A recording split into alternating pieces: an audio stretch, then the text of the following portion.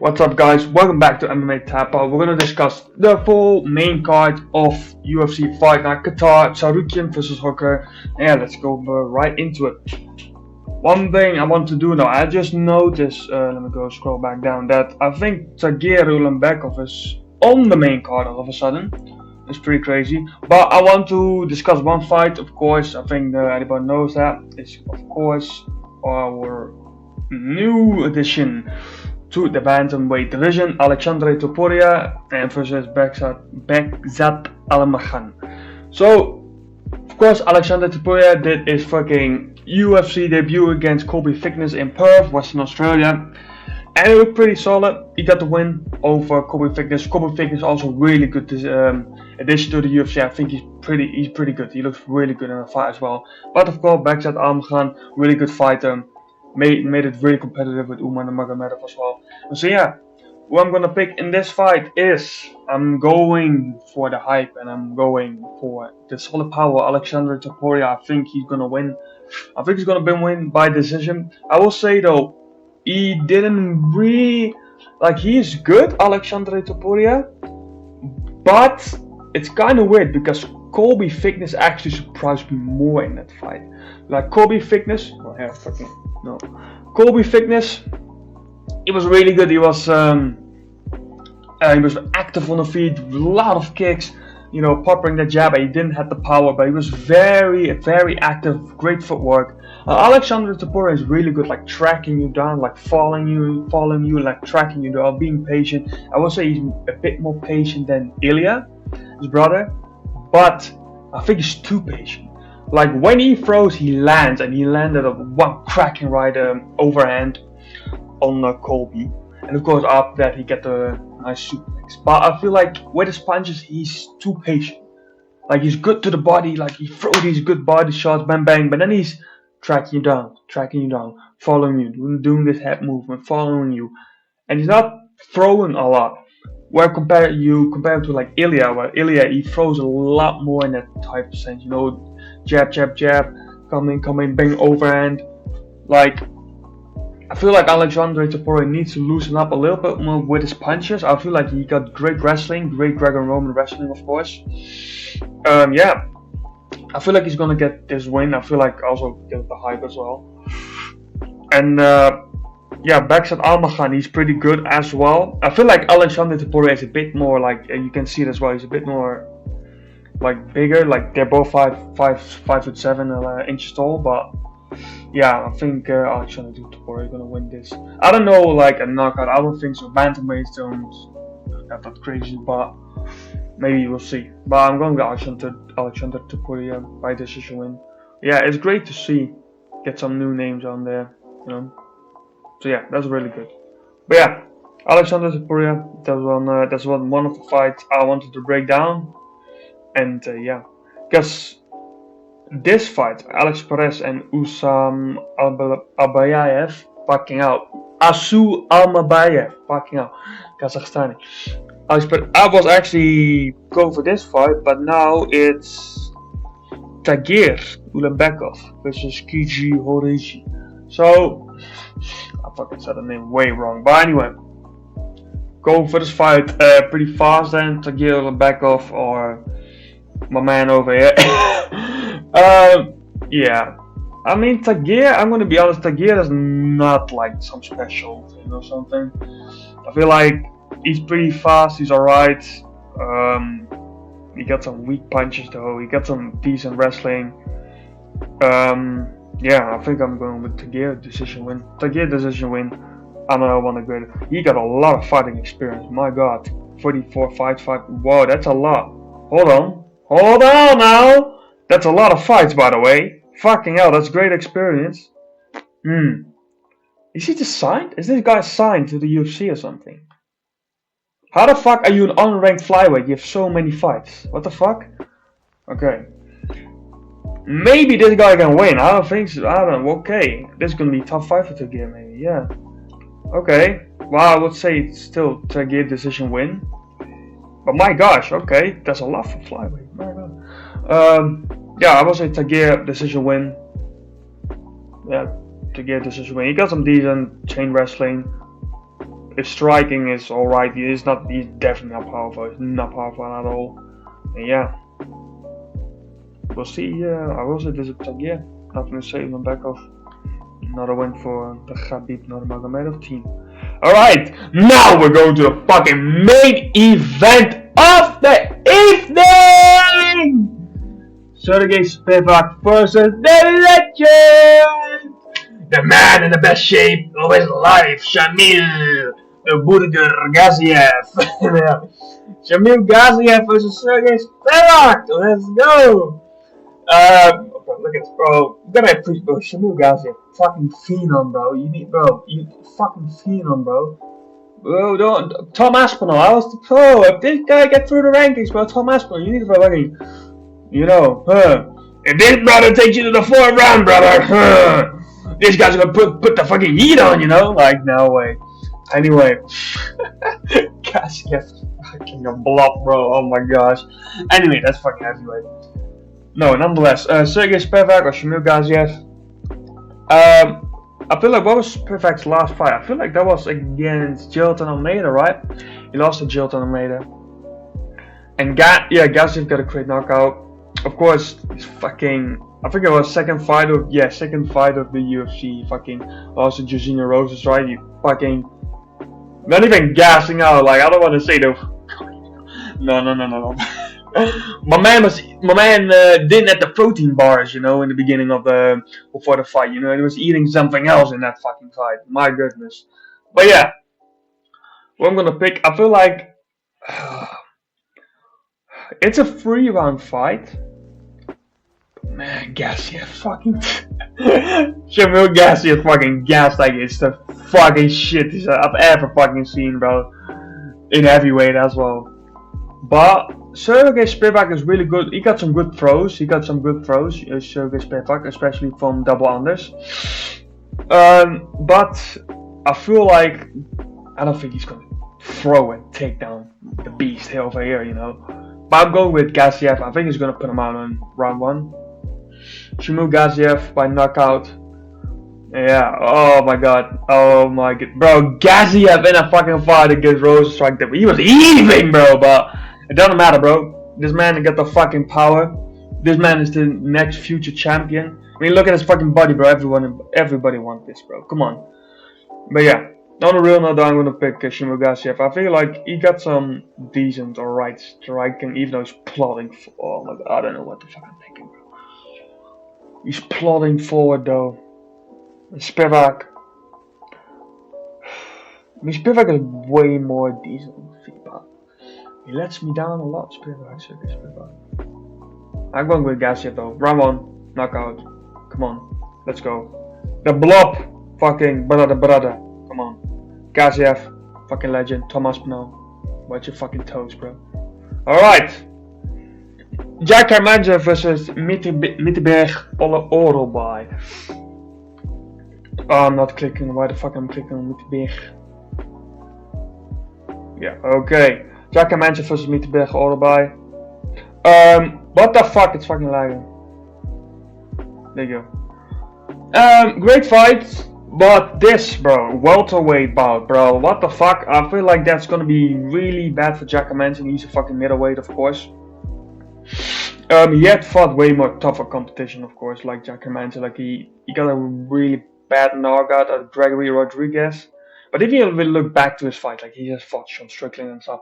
Like, so he got that experience, but man, that was a bad knockout. That was a really bad knockout. There was no need for that fucking follow-up shot. And Mitiberg Orobai, of course, he fought as a fucking Azerbaijani. That Azerbaijani kickboxer in Azerbaijan. But he just mixed martial artists in. Like, he had no ground, and he just took him down, and then he got the Kimura in round 1. That was just that fucking veteran move, just being a better mixed martial artist in general. So that's nothing crazy. But for welterweight, I think that's good. Again, Leiderman, people forget, man. Leiderman skill, brother. Like, I feel like that's gonna be significant for Mitiberg Orobai. He got a fucking chin, though. He got a fucking crazy war. And he got a really good chin.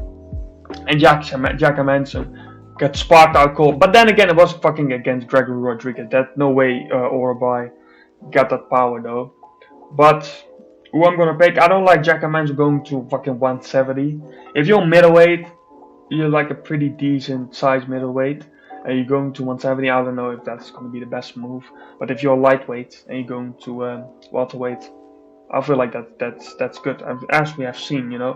So I'm going to with Mikberg Orbai, although he doesn't have the great head movement though, but he can win. I feel like Mikberg Orbai can win, especially at welterweight. If this was like middleweight, then of course Jack Hermanson. But I feel like the welterweight, I think it's going to be significant for the weight cut as well for Jack Hermanson. So I'm going to pick Mikberg Orbai by a decision win, or maybe a late TKO round 3. But we have to see. I think decision win. There's going to be a lot of decision wins in the beginning. Alright, Volkan Ozdemir versus Alonzo Menifield. Alright fight. Alonzo Menifield is a fucking... This guy not skilled at all. Like you can... Alonzo Menifield is... I think he's just a reject football player, bro. Like, with all respect, there's nothing technique. You know, like, he's just big and powerful and a lot of muscle. But Volkan Ozdemir has fought the toughest competition in light heavyweight division, bro. So, for fucking fighting DC, Yuri Prohaska, bro, Volkan Ozdemir have that experience. And I feel like Alonzo Menifield doesn't have that skill. Like, Volkan Ozdemir just loses to the best guys in light heavyweight division. And light heavyweight division is not a skillful weight class at all. But to compare the rankings to lower rankings or to the unranked light heavyweights, then there's a significant, a skill set, you know. So I don't think Alonzo Menifield's gonna beat Volkan Ozdemir. I think it's gonna be like a veteran type of win for Volkan Ozdemir. He's been in the game for a long time now. He got all the experience to win against this guy. And yeah, Alonzo Menifield is just a powerhouse for like a round or something. But yeah, he's just a big motherfucker, bro. He's just a really big motherfucker. He knows how to hit, but it's not like crazy technique. Big motherfucker, athletic skill sets. And yeah, that's it. Like, even when he knocked out a fucking was that Vinicius Moreira, the fucking big Brazilian? What technique was that? He fucking missed a spinning back kick and then he chased him down. And like, light heavyweight skill was crazy bad. But okay, I'm going with Volkan Ozdemir. Yeah, maybe round 2 stoppage. Round 2 stoppage for Volkan Ozdemir. I feel like he can do it. So yeah. Now we're going to the real fucking fights of the fucking night, and we're going, of course, first with Bilal Muhammad versus Ian the Cuck Gary, or Machado Gary, sorry. Ian Gary versus Bilal Muhammad, fucking great fucking fight. I never would have expected this to even happen in future welterweight bouts. But yeah, it's just fucking crazy. Bilal Muhammad, former welterweight, of course, lost to fucking Jack Della Maddalena, and Ian Gary. Basically, his wins are getting really fucking good, like Michael Van Page and of course Carlos Prats. Like, that was good for Ian Gary. And that's where my whole fucking point is coming down to this fucking fight, and I'm just gonna say it how it is. I feel like Ian Gary is gonna fucking demolish Bilal Muhammad, bro. And I fucking do not like Ian Gary. I do not like Ian Gary. He's weird. He does nothing wrong, but he got a weird energy about him. Like, even fucking that video where he went up to Bilal to be like, oh, I would just be nice, man. Like there's nothing about the fucking fight game here. Like, there's that slimy type of people, you know. They're trying to get into you, and even when he fights, like this whole like smiling and like hand touching, like of glove touch, like no. Like, there's something about Ian Gary I just do not like, bro. And of course, we know about his whole backstory, but I do not give a bigger fuck about it. It's more like fights, you know.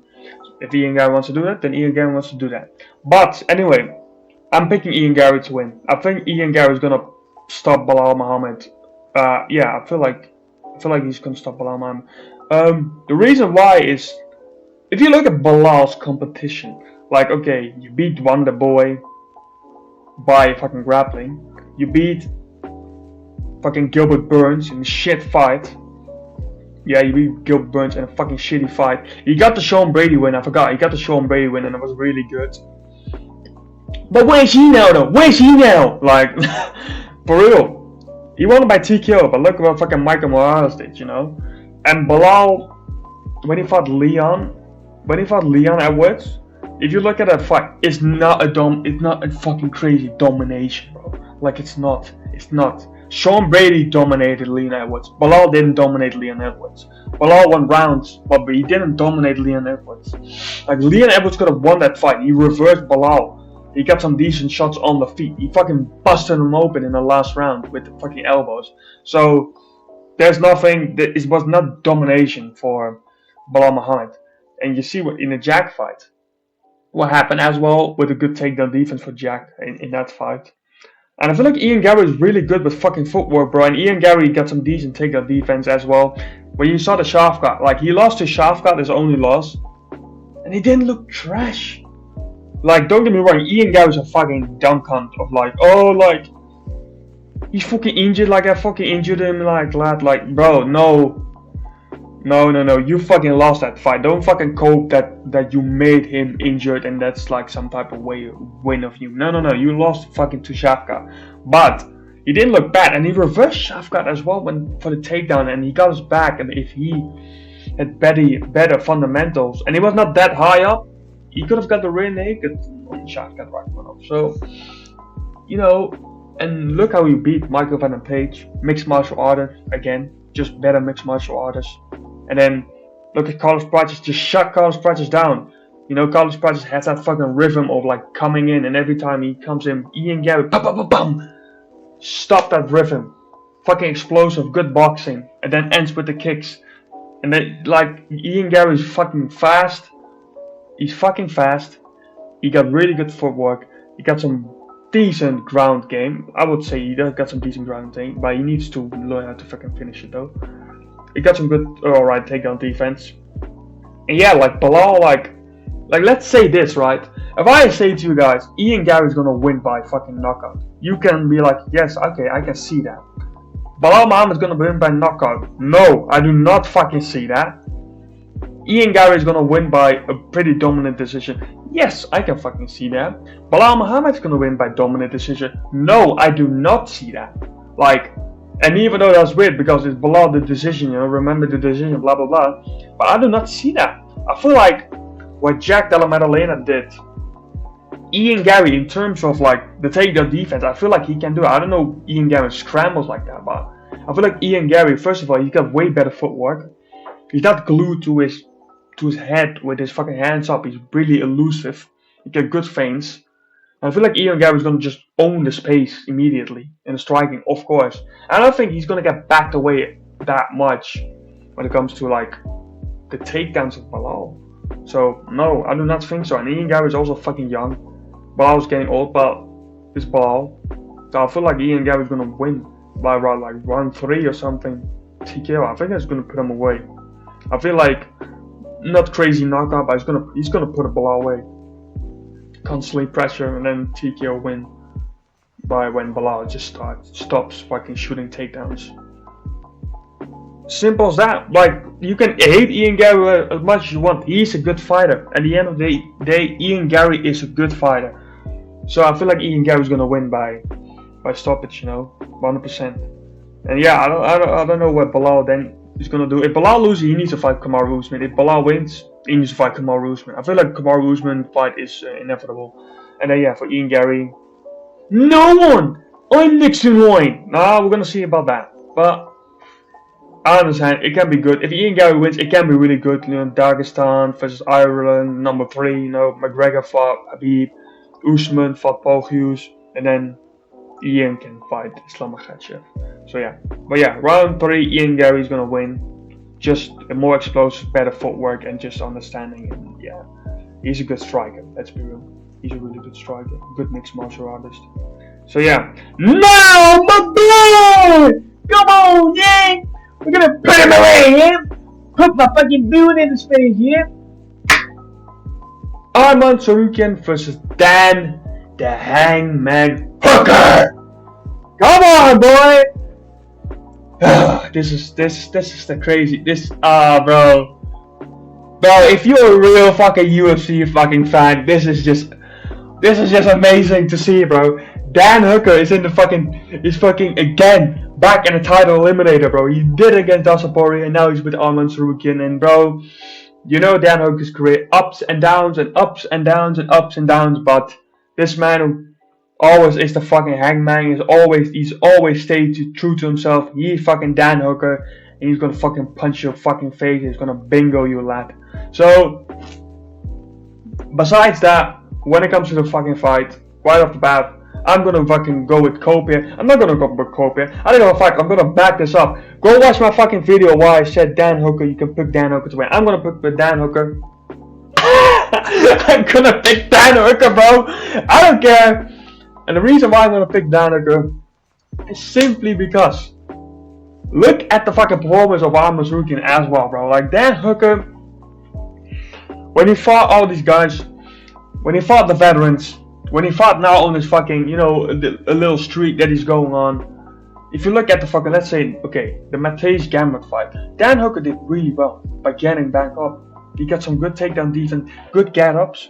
He sprawled well, and he pushed the pace. And that's the thing, a lot of people are going to be like, oh yeah, but if Dan Hooker is going to stop the takedowns of Arman, like Arman can crack him on the feet, he's a pretty decent striker. Yes, Arman Tsarukyan is. But that doesn't matter. That is Dan Hooker. Dan Hooker is gonna get dropped by the weirdest guys. And that not mean that you have bad chin. It's about recovery, bro. Dan Hooker gets dropped by Matthijs Gambit by a punch, but he fucking tanks a fucking high kick by Jalen Turner, and it didn't do nothing. So it's nothing something you can predict absorbing that punch. It's about you seeing the punch, yes or no, or that kick. I don't know. He fucking stood tall with that fucking kick, but he took that shit, Dan Hooker. And I feel like Dan Hooker, when you see him fighting Gamrot, he gets back, he gets taken down, he gets ground and pounded, he gets back up, he gets punched by Gamrot, but he's always pushing the pace. He's always going forward, and that's the experience of Dan Hooker. He knows how to fucking capitalize on these fucking wrestlers, bro. Is moving forward, bro. Constantly moving forward. And he got some decent power as well. He's underrated with his power. Dan Hooker is underrated with his power, especially his left hook. But then again, as I said in my breakdown, lead knees of the lead leg. Dan Hooker is monstrous knees, bro. Monstrous knees. People coming in, lead neck, boom, knockout. Against Jim Miller, boom, knockout. Dan Hooker with the lead knees is amazing. And if Arman doesn't shoot that explosive, of course, he can time that knee. Of course, Arman Tsarukyan is a fucking explosive wrestler. I don't think Dan Hooker can necessarily time a good shot by Arman, but still there. And if Arman gets tired, people forget, man. Arman Tsarukyan gets tired. But anyway, I feel like Dan Hooker can fucking hangman this fight out, bro. He can hangman this out, and Dan Hooker, what he needs to do is focus on the fucking body of Arman Tsarukyan and then come up with the fucking explosion. And also, I don't think if Arman Tsarukyan wants to have sometimes these mini brawls in the middle with Dan Hooker, I don't think that's gonna favor him. Because you saw what happened with Joaquin Silva. I understand Dan Hooker is tall, and Arman has struggled the mostly with his height of people. They're more stocky, But yeah. Even when you saw the Gamrot fight, Gamrot out-wrestled him. I understand Arman won that fight because he was the better mixed martial artist, because he had better kicks, he got really good body kicks in that fight. But I feel like Dan Hooker can fucking hangman this shit out. I feel like Dan Hooker will never give up on himself, and he will constant pressure you. And as I said, he got power. And when you're getting overwhelmed as a wrestler by just pressure, by a guy that's just moving forward, well, you're gonna be on your heels, and you're gonna drop your hand, he's gonna fucking crack your face in. Dan Hooker's gonna fucking crack your face in. And I feel like the weapons he got some good kicks. Of course, the kicks are a bit risky because the takedown is then there. But Dan Hooker needs to own the space in the beginning. I understand a lot of people broke his hand, broke his arm in fucking 1.5 years. That's Dan Hooker, bro. That's the fucking Hangman. Orbital bone broke and everything. He went through everything. And that's the thing, he's durable. I understand he got scar tissue. And Ahmed Tsarukyan got really good ground and pound from the from the top. He got really good ground and pound from the top, ground and pound from the top. And that can be significant because Gamrot doesn't have that ground and pound like Arman. But Dan Hooker will get back up. He will get back up. He's not going to play a guard like Oliveira or Yoa Alvarez. No, he's going to get back fucking up. He's going to get back up. He's going to get back up. And he's going to use the fans, go back up. And every fight, every minute, every round, start on the fucking feet again. Dan Hooker needs to get up, pressure him, pressure. Make it ugly, make it dog fight. Knees up the middle, boom. Time the knee good. Retreat the knee very fast. Throw them teeps, or throw them very sneaky. And you're gonna break down Arman. So I'm gonna pick Dan the Hangman Hooker by